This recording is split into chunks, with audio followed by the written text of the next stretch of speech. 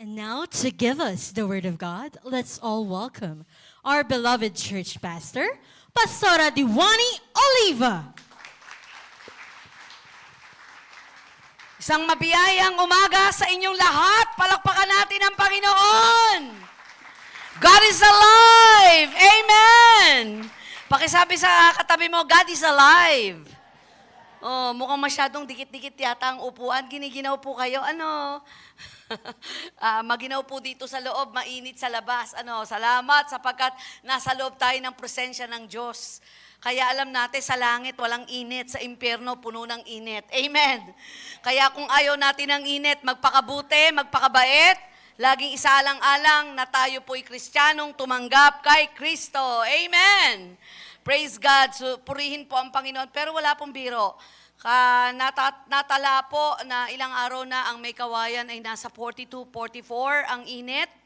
Na hindi biro din yung init kasi nanunuot sa loob.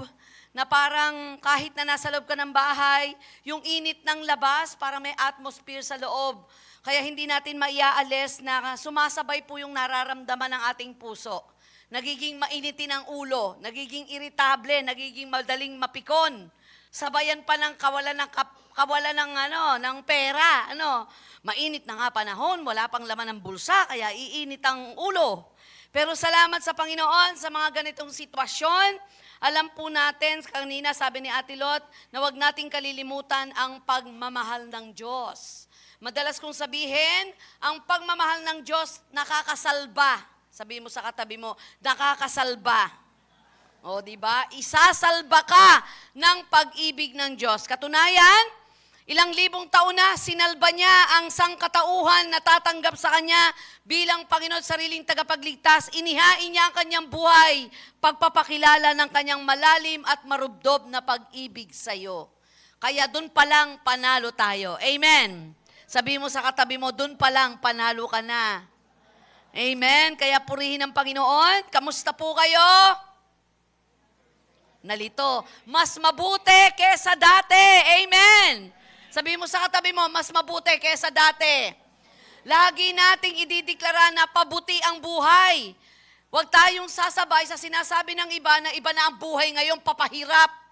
Kapag ka po yan ang kinoconfess natin, nag-iimbita po tayo ng kahirapan ng buhay. Bagamat ito ang totoo, wag na nating i-magnify. Amen.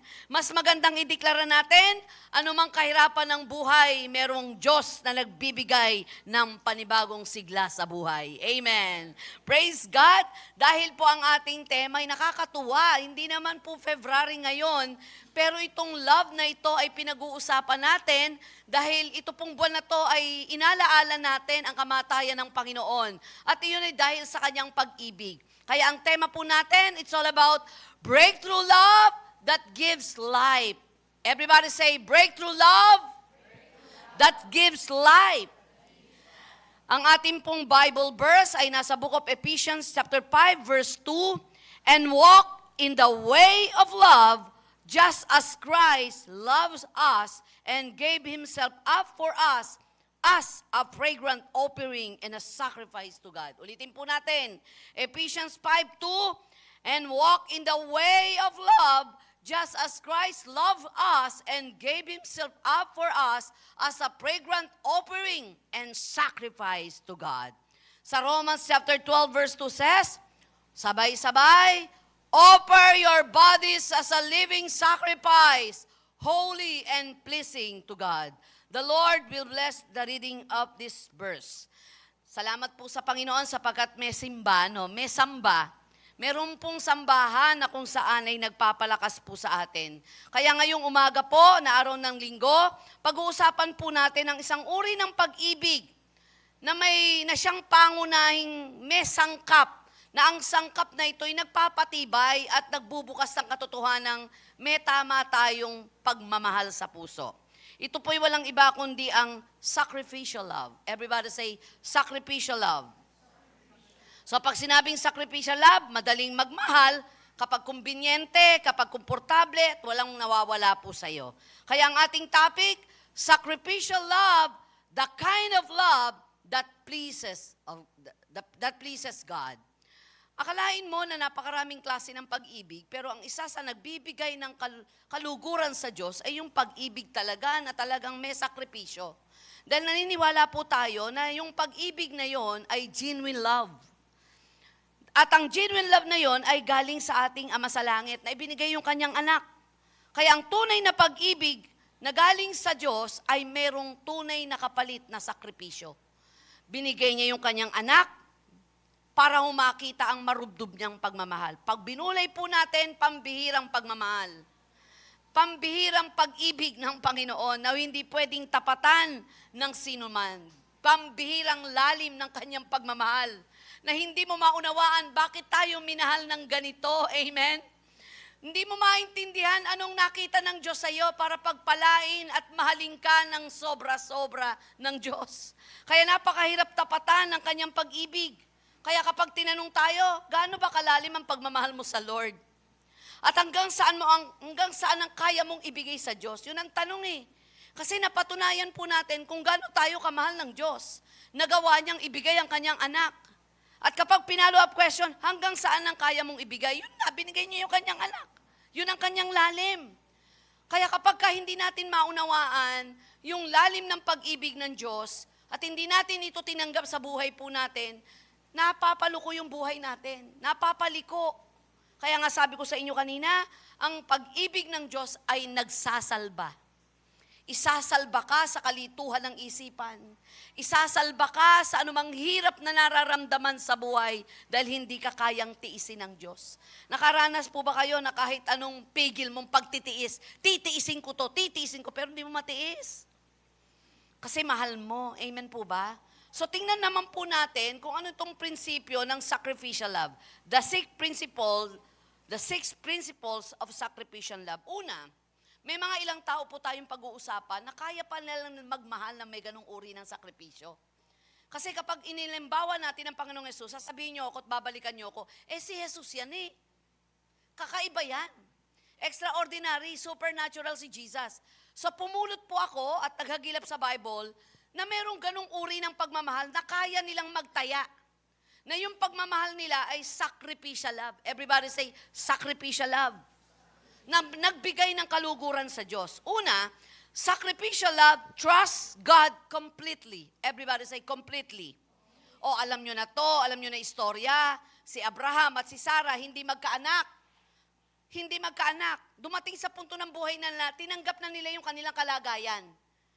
Tinanggap na nila na hanggang doon na lang, dalawa na lang silang magsasama. Kaya namumunini si Lot, yung kanya pong pamangkin. Yung mga extended family nila namumunini. Kasi yung kamay ng Diyos na pagpapala nasa buhay ni Abraham.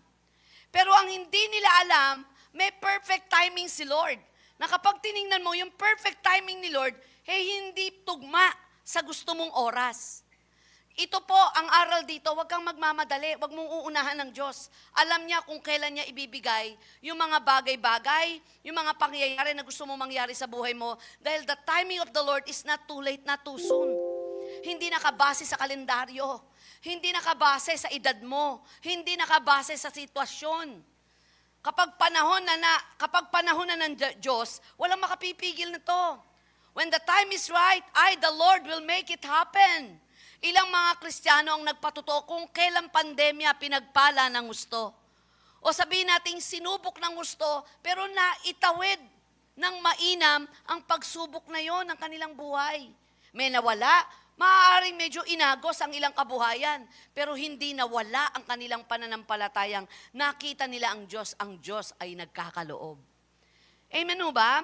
So, dito si Abraham at si Sarah hindi na magkaanak. Pero akalain mo yung kanilang kakomportablehan na okay na, hindi mo na talaga kaya mag-anak, tanggap na natin yan, tuloy ang buhay, let's enjoy everything, enjoy life. Tapos kinausap sila ni Lord, Abraham, magkakaanak ka. Kaya nga ang unang tumawa, hindi si Sarah, si Abraham. Natawa siya, pinagtawanan niya sarili niya. Dahil alam na alam niyang ako magkakaanak, yung asawa ko wala nang kakayanan, menopause na. Hindi na pwede, matanda na. 90 anyos na, 90 plus na. Tapos siya mag-100 taon na. Paano pa magkakaanak? Kulubot na, yun nga sabi ng Bible kulubot na. ayon medically speaking, sa pagtanaw at karanasan at nakikita niya ang kanyang kakayanan, wala na ibubuga pa. Posible, pero sa ibang babae pa. Wala nang kakayanan yung babae. Kasi ang lalaki medyo late. Ikaw hindi ka na pwede, yung lalaki pwede pa. Kaya pwede mag-anak sa iba. Pero ang pangako ng Lord, kay Sarah ka magkakaanak. Hindi sa iba. Legal. Nandyan po ba kayo? Kaya nga sa paghihintay nila, dumating pa na nagkakamali sila. Bakit? Baka nga ito ang gagawin ng paraan ng Diyos para magkaanak tayo. So, paikli na natin istorya. Nangyari naman eh.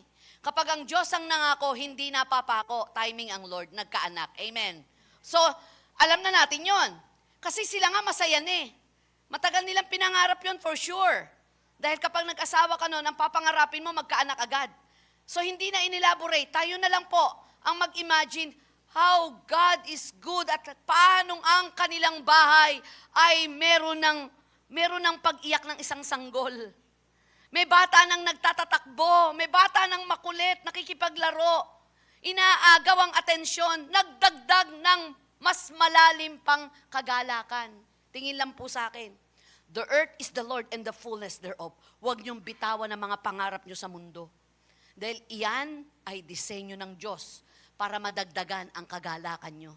Huwag niyong yakapin na okay na to kahit hindi ibigay ni Lord. Mahalaga, buhay, malakas. Tama naman po yun. Ipagpapalit mo ba ang kalusugan mo ngayon? Humihingi ka ng sasakyan. Wag na. Kasi ang nakikita mo, sakit lang ng ulo yan pagka yan ay hinulugan. Sakit lang ng ulo yan kapag mataas ang gas. Tandaan nyo, kapag ang Diyos ang nagtakda ng panahon sa mga hinihingi mo, sagot ng Diyos hindi hanggang una kundi hanggang dulo. Ganun kabuti ang Diyos. Minsan tayo mismo ang nagpaparalisa para sa Diyos na hindi natin kayang paralisay ng Diyos. May poverty mentality. Lalo kung palataya ka, palabigay ka, nangunguna ka sa paggawa ng mabuti. Hindi ka sanay na ikaw ang binebless, kundi sanay ka na ikaw ang nagbe-bless. Sa Genesis chapter 22 verse 2, then God said, take your son, your only son, whom you love, Isaac, and go to the region of Moriah. Sacrifice him there as a burnt offering on a mountain, and I will show you. Imagine! Pinangako na nga ni God at ibinigay na si Isaac, tapos ihingin pa niya. Ang paraan pa masakit. Parang laban bawi yata ito. Parang pinaglalaruan ba ng Diyos ang emosyon ni Abraham? Parang kayo, dumating ba sa punto ng buhay mo na parang mapipikon ka? Kala ko ibibigay eh. Nandun ako sa third level ng interview. Pag nandun na daw, konting-konti na lang, tatanggapin ka na. Kaya inilagay mo na yung buong puso't isip at kaluluwa mo. Ang isip mo, yun na yung trabaho mo. Humiwalay na yung sarili mo doon sa kumpanya na inaplayan mo. Kasi dito, konting kembot na lang tanggap ka. And turn down. Kaya sabi mo parang nawalan ka ng gana. Ba't ka no? Nag-pray naman ako, nag-fasting naman ako. Huwag kang gumawa ng sarili mong testimony. Subukan mo lang humingi kapag binigay sa tamang panahon, yon ang swak na pagpapala para sa'yo. Amen. Huwag tayong, hindi kasi will ni Lord. Buti na lang, hinayang hindi ako. Huwag nating retokohin ang testimony na ginagawan mo lang ng kwento. Pag testimony, testimony. Naalala niyo si Get? Yung isang fallopian tube niya na pwedeng daanan po ng baby, hindi pwedeng dumaan doon. Bakit? Kasi ang dami pong mga PCOS. Ang ginawa ng Lord, sige, dito ka pumasok. Doon pumasok, doon nag-meet. Ngayon, buntis. Ang daming sakit bago mabuntis. Dying last year. Tapos ang tagal na nilang mag-asawa. O ilang years? 3 years? Gustong-gusto na nila. Ito yung perfect time eh. May struggle kasi sa isip at puso. Iaayos natin yan habang inihahanda ko at ino-orchestrate ang pagdating ng pagpapalang ibinigay ko sa inyo. Minsan, ang mas magaling pa tayo kay Lord. Minamandato natin ng Diyos sa gusto natin. Pero ang sakit nun. Sakit kay Abraham nun. Ang hirap nun, hindi logical. Pero anong ginawa ni Abraham? Sumunod siya. Hindi niya lubos na naiintindihan, pero nagtiwala siya. Pwede pala yun, Ate Eden. Hindi mo naiintindihan yung utos sa'yo, pero sumunod ka. Bakit? Kasi hindi ka mo naiintindihan, pero nagtitiwala ka sa nag-utos sa'yo. Nandyan po ba kayo? Kapag nagtitiwala tayo sa conviction na nilalagay ng Diyos sa buhay natin, sa puso natin, huwag kang magdalawang isip. Huwag mong labanan yan. Malaking pagpapala ang nakapaloob dyan. Amen? Palakpakan po natin si Lord. Bakit kasi? Yung nag-utos, nagtitiwala siya. Kaya kahit mahirap, hindi niya man naiintindihan, sumunod si Abraham. Parang ganito lang. Parang may hawak kang isang bagay na sobrang mahalaga sa'yo, tapos sinabi ng Lord, ibigay mo sa akin yan. Minsan hindi kinukuha ng Lord para mawala, hindi po.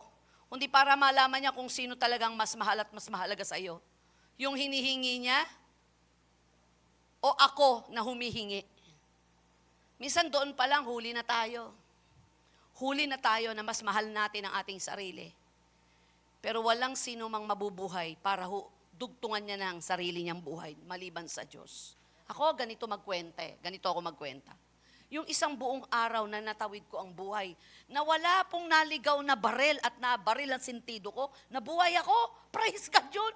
Kaya lagi ko sinasabi sa mga anak ko, let's celebrate life every day. Let's celebrate. Nabuhay ka pa, nagising ka, uy, praise God. Hallelujah. Ang dami kong kasabayang natulog kagabi, nagising pa rin ako. At kung dumating man na hinagising ka, nasa piling ka ng Diyos, pagpapala pa rin. Amen. Ang daming pananakot ng mundo. Nagtataka lang ako, mas takot na takot yung walang sasakyan, tumataas ang gas, kumakain pa rin siya. Nakikitakot ka ba? Nandyan mo ba kayo? Ninakausap po ako, sabi, grabe, taas ng gasolina, taas ng gas. Sabi ko, ilan ho ba sasakyan nyo? Wala po, nagko-commute. Tumaas ba ako bayad ng... Hindi pala tumataas ang bayad, ano? Yun pa rin. Nagulat siya nung tinanong ko wala po pala kayong sasakyan, ano po pinoproblema nyo? Mataas po gas. Ilan ho ba pinapagasan nyo? Wala naman ho ako sasakyan Mataas ho ba ngayon ang bayad sa transpo? Hindi ho. Natulala siya, natawa siya, nakikikabalang pala ako. Yung iba nakikitakot, pero papagas ng pagas. Nandyan po ba kayo? Taas talaga na, pero nagpapagas. Di nyo ba nakikita everyday, laging nagsusustain ng Lord ng pagpapala? Palagay nyo, hindi pagagasan, palakpakan natin si Lord. Lalo na kung dadalhin nyo sa simbahan yung sasakyan nyo at sasamba kayo, hindi kaya ipultang ng Lord yan? Actually, 3 guhit lang, pero ang dami mo nang narating. Bakit? Sinadsad mo kasi yung sasakyan mo sa simbahan, kaya binigyan ka ng bonus ng Lord, hindi maubos-ubos yung gas.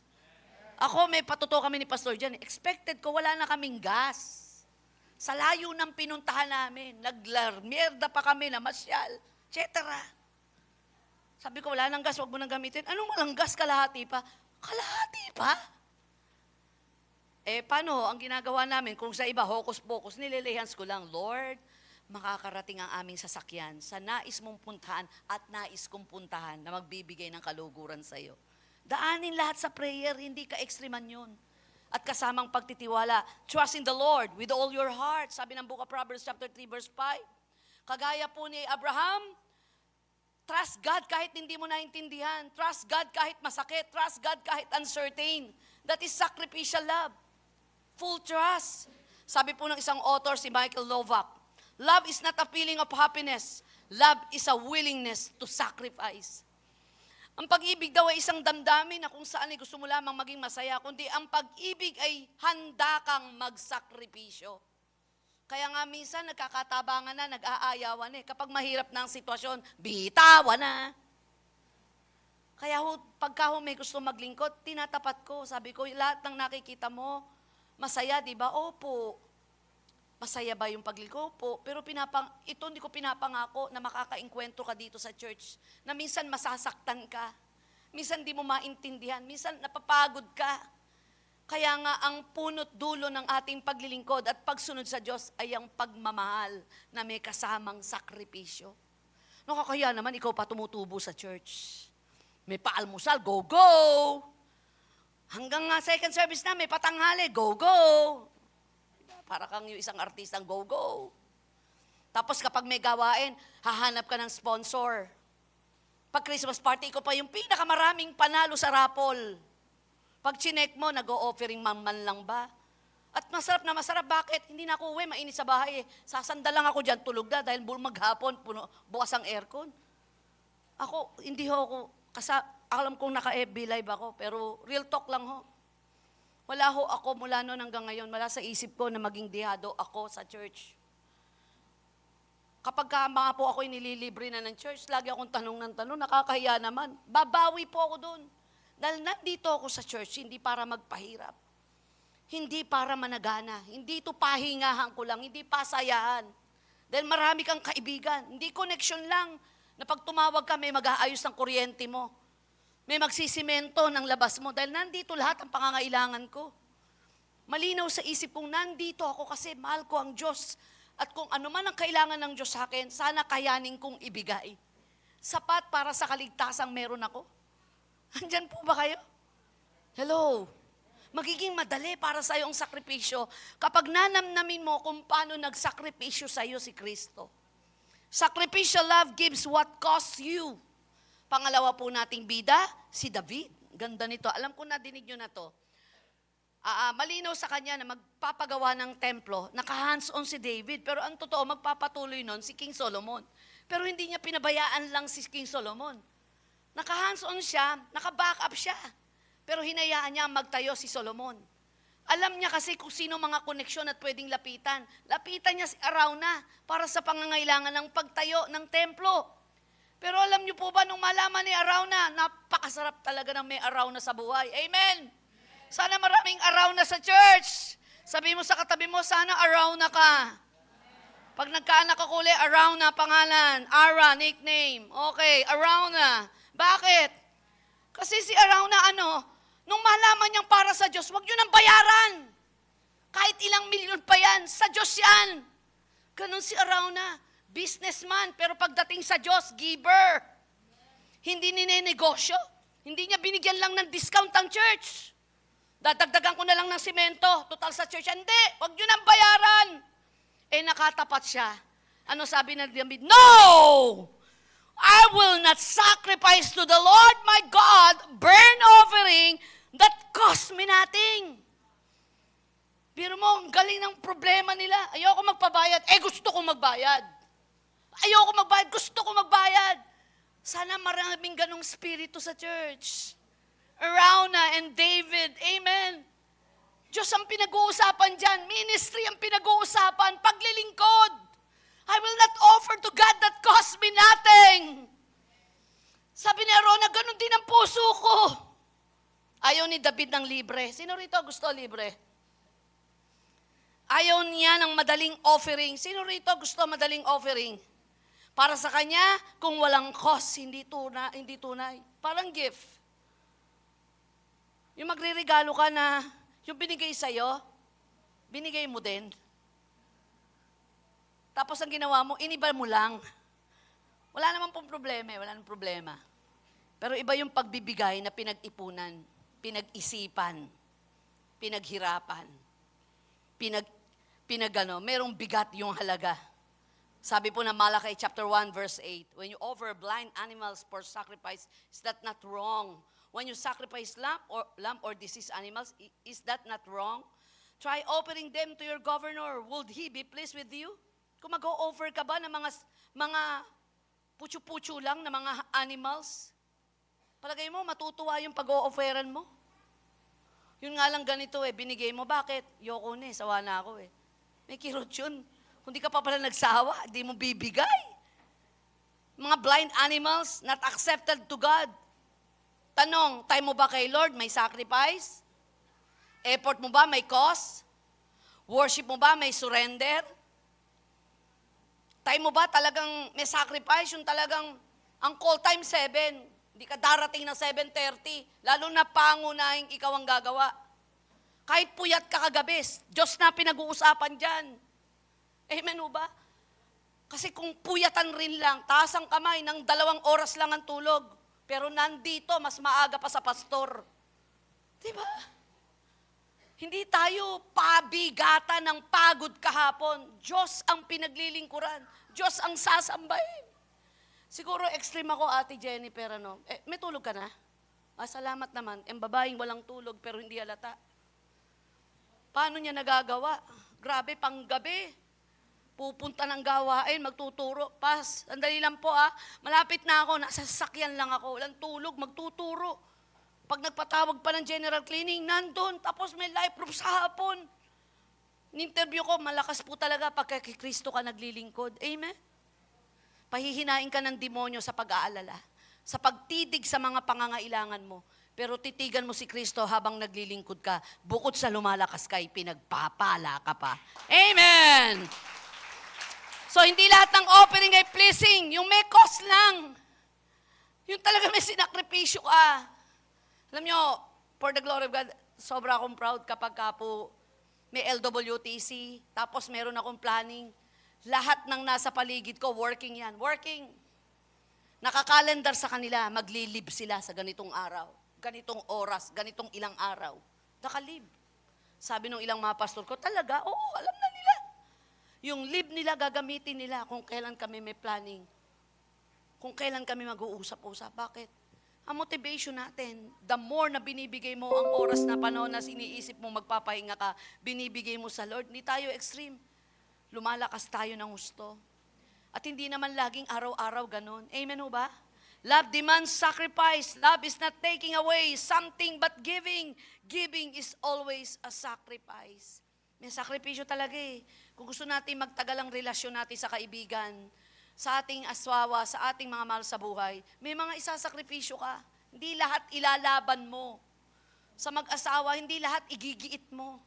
May mga pagpapatalo dyan. Naalala niyo yung kwento ko one time, matagal na to.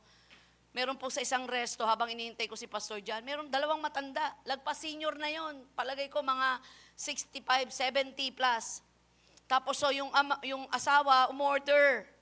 Ang tagal bago makalapit kasi mabagal lumakad talaga eh.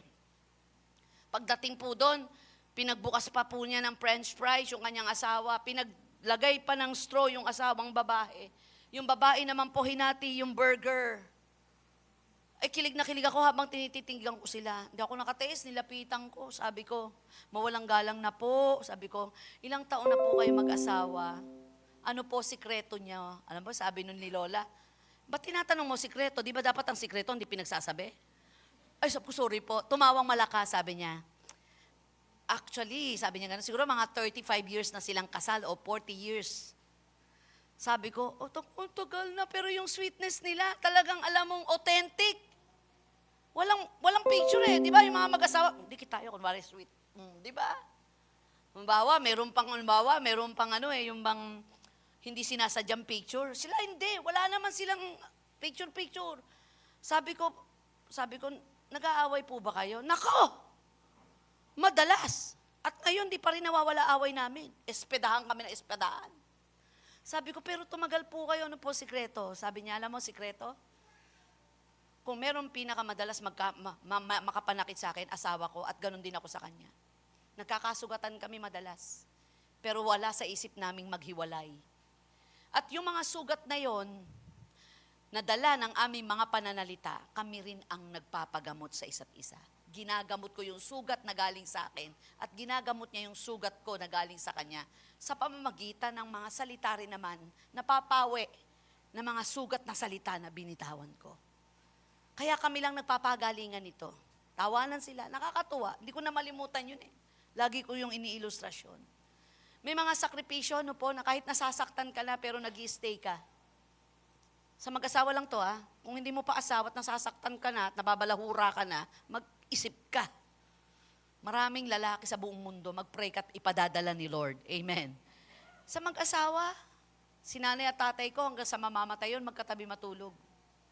Nung mahirap ng tabihan ng nanay ko dahil may mga masasakit na sa parte ng kanyang katawan, naglagay po ng set yung aking mga kapatid, magkatapat po sila. Kaya pagising ng inang ko, ang unang nakikita niya tatay ko. Ganun din ang tatay ko. Nag-covenant na sabi niya, sabay tayong mamatay. Hindi ho nangyari yon.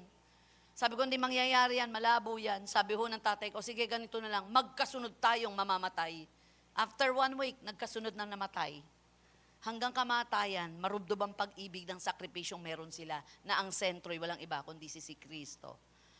And number 3, sacrificial love gives the best. Everybody say the best. Itong mga sikat na to, na pinasikat ng Panginoon sa puso ko, mga natandaan na naman natin to, si Abraham, pagdating kay Abraham, kaisa-isang anak, inalay, si David, nanalo kay Goliath, pero hindi lang yun, nung nag-aalay na para sa templo, hindi niya pinayagan na malibre yung templo. Pagdating naman kay Mary of Bethany, alam natin na yung pabango nagawang basagin ng gano'n na lang. Sa book of John chapter 12, beginning verse 3, then Mary took about a pint, a pure nard, an expensive perfume. Alam niyo ginawa ni Mary? Saan niya binasag? Dito na hindi na masasara ng takip. Binasag niya na wala na siyang babalikan sa pabango. Alam niya kung saan niya babasagin. Hindi niya binuksan lang para ibuhos. Binasag niya, pak! Para hindi na magkubit pa siya. Sinaid niya yung sarili niya. Hindi simpleng pabango Mary poured expensive perfume on Jesus. Yung perfume worth 1 year's salary. Hindi lang mahal, sobrang mahal. Pero nung ginawa niya, hindi niya tinipid. Ibinuhos niyang lahat. At may mga nag-criticize pa. Pero para kay Mary, walang sayang kumpara kay Jesus. Di ba pag mahal mo, parang walang presyo, mahal din ang ibibigay mo? Correct ba ako doon? Pagkalimbawa, may nagustuhan yung anak mo, hindi man kaya, dahil kay mahal, mahal pa rin ang ibibigay mo. Minsan doon ako kinilig kay Pastor dyan sabi ko, gusto ko nito. Sabi ko, mahal? Sige, bilhin mo. Wala nga akong pera Sige, ako magbabayad, huhulugan ko sa'yo. Mahal nga Sabi ng asawa ko, mahal naman kiti. Di ba pag mahal, mahal ang ibibigay mo? So medyo kinilig ako doon. Mahal ni Mary si Jesus, kaya sobrang mahal ang ibinigay niya. Parang sa special occasion, hindi mo naman siguro ibibigay ang tira-tira kapag may special guest ka.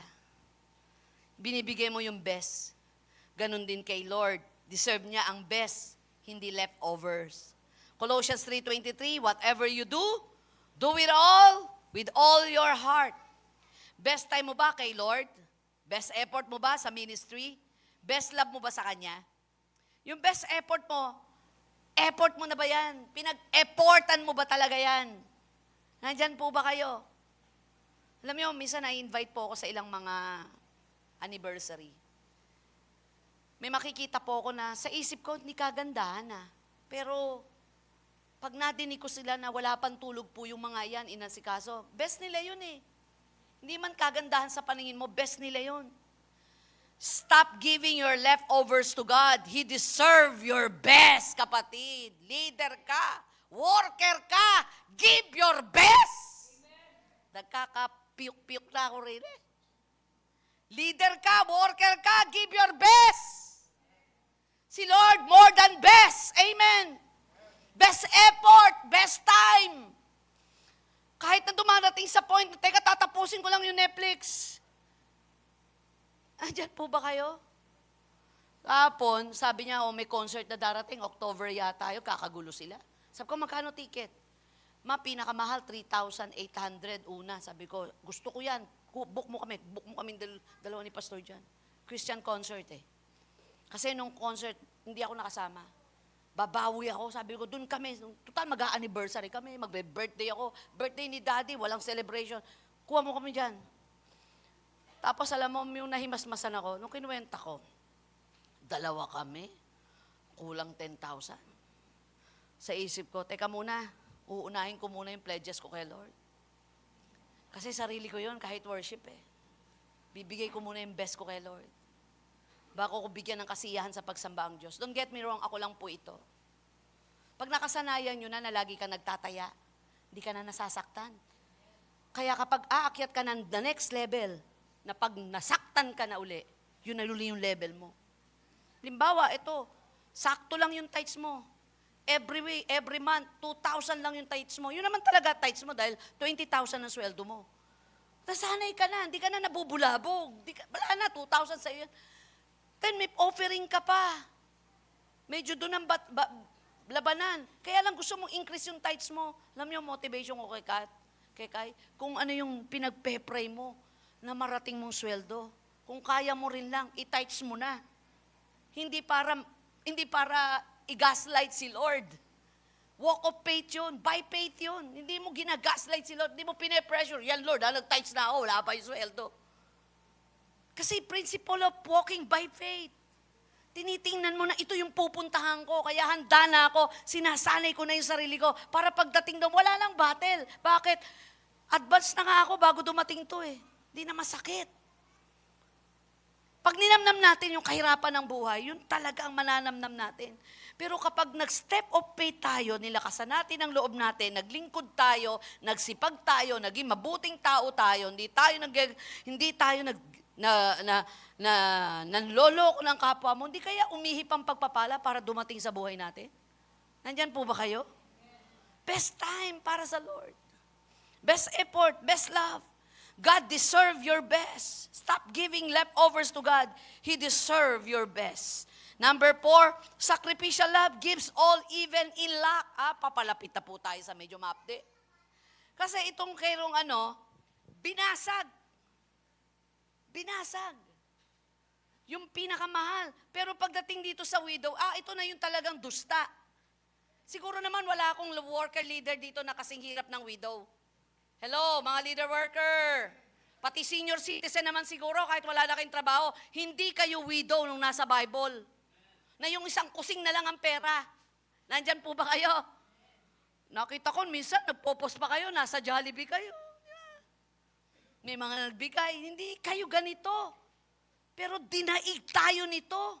Yun na lang, nagawa pang ibigay. Don't get me wrong she gave all she had. Gusto ko lamang pong ituro ngayong umaga na pwede pala nating kayanin kahit hindi natin kaya ngayon. Akala natin si Jesus lang yung may sacrificial love.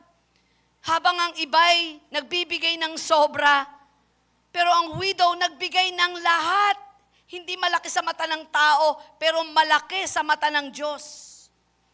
Parang dalawang tao, isang nagbigay ng 1,000 pero milyonaryo, isang nagbigay ng 100 pero yun na lang ang pera niya. Sino nagsakripisyo?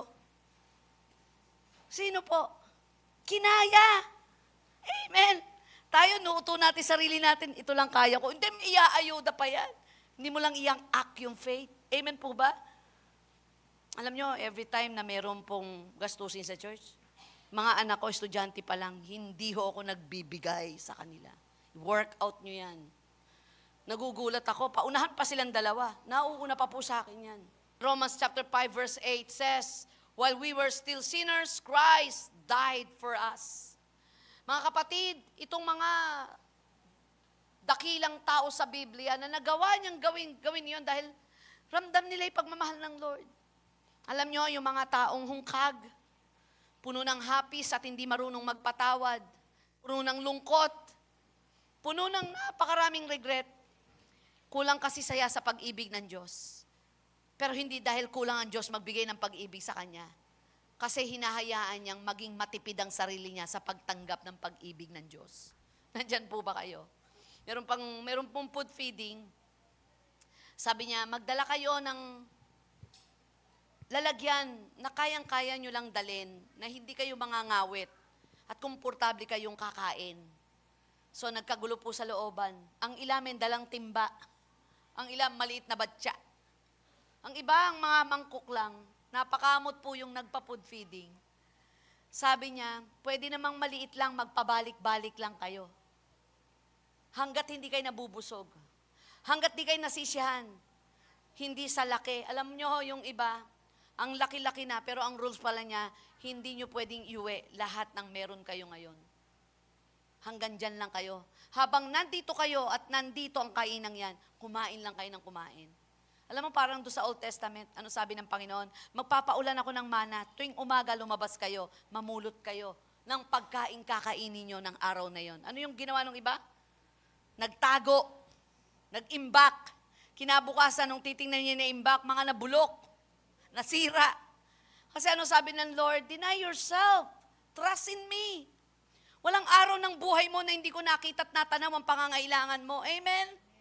Kung nadidinig man ang kalansing ng ating palabigasan ng ating kapitbahay, higit na nadidinig ng Diyos ang kalansing ng inyong palabigasan. Di ka pa nga masyadong tapat, di nagpabaya ang Diyos eh. Lalo na kung magiging matapat tayo. Unbeliever pa nga lang ako. Nung nag-uusap kami ni Pastor Jan, maraming pagkakataon pala ng buhay niya na muntik na siyang mamatay. Sabi niya, alam mo ba, Mami, nahulog ako sa pinakatuktok ng nyogan. Ang matataas ang nyogan sa amin. Pinakatuktok, doon kasi ako kumakain ng buko. Nahulog ako. Alam mo, Mami, ang alam ko, 7 o'clock in the morning nun. Nawalan pala ako ng malay. Nung tinignan ko yung orasan, 7 na ng gabi. Masakit ang likod ko't ulo ko. Buhay ako ngayon. Maraming pagkakataon ng buhay natin. Hindi tayo naging tapat. Naglilingkod tayo pero wala nang dating, wala nang apoy, wala nang pag-ibig. Ang niyayakap na lang natin ang posisyon na meron tayo. Masakit yun pagka sa mahal mo, yung bang magsama na lang tayo kasi may anak tayo Wala na yung pagmamahal.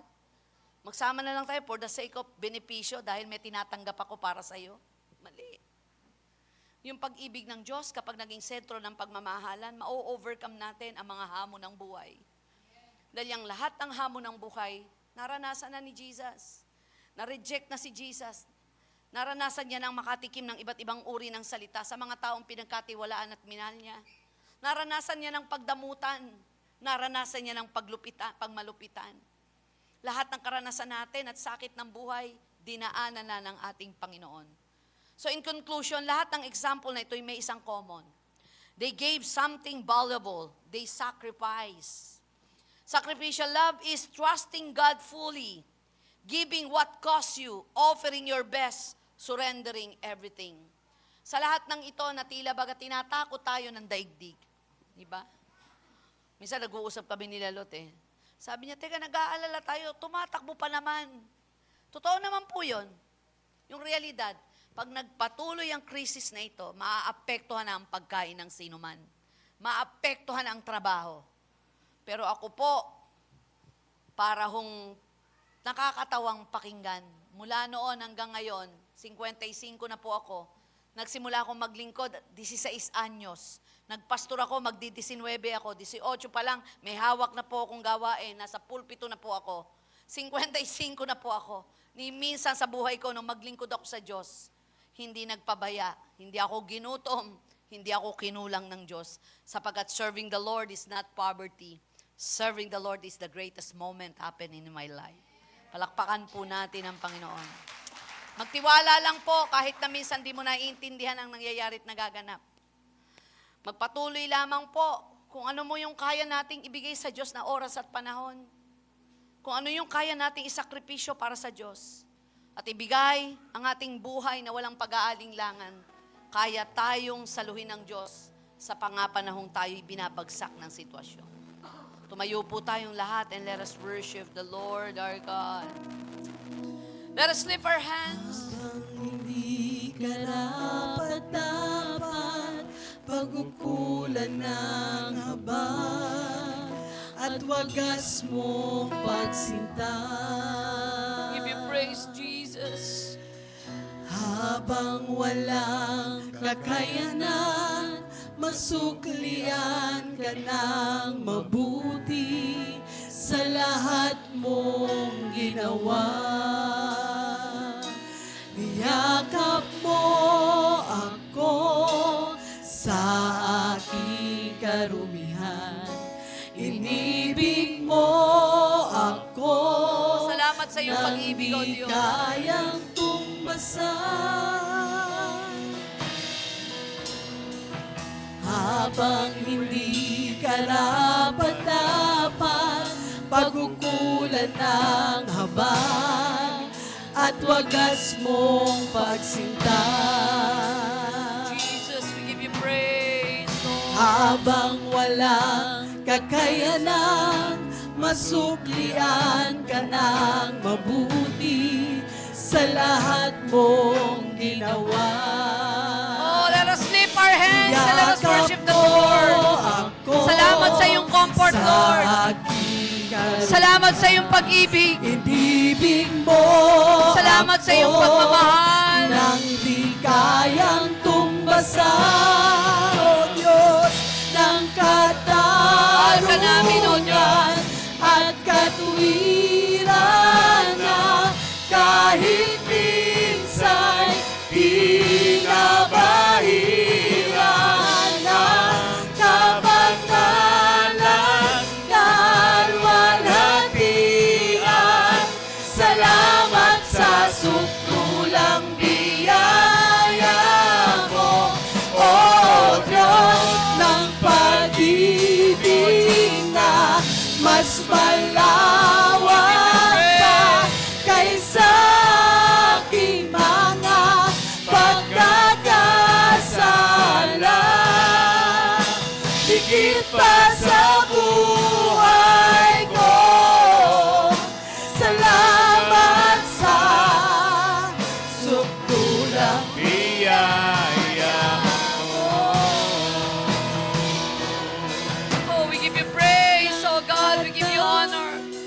kapatid, sa mga panahon na tila baga, pinanlulupaypay ka ng kaaway, pinalulungkot, sinasaktan ang iyong damdamin.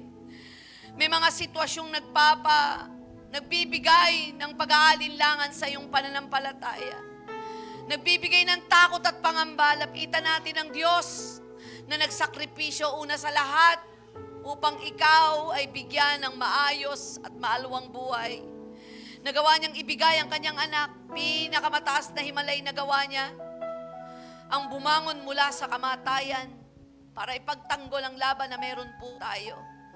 Panginoon, katagpuin mo nga mga babae at lalaki na narito, tulungan mo kaming lumakad sa nais mo. Hayaan mo, Lord, na matutunan namin magsakripisyo para sa sarili namin, para sa kapakanan ng iba, kung ito ang pagkatawag mo. Tulungan mo kami na maisalba ang relasyon na meron kami, relasyon namin sa aming asawa, sa aming mga kapatid, sa iglesia. May mga pagkakataon, Lord, na kung di na kailangan yakapin namin minsan, Panginoon, mga sakripisyong ito para maayos lang at magkaroon ng pagkakaisa. Lord, tulungan mo kaming magawa ang lahat ng iyon. Bisitahin niyo po ang pamilya ng bawat isa. Bisitahin niyo po mga ina at ama ng tahanan, ang relasyon ng mga magkakapatid. Magbibiyanan. Bisitahin mo po ang iglesyang ito, ang bawat relasyon namin sa isa't isa.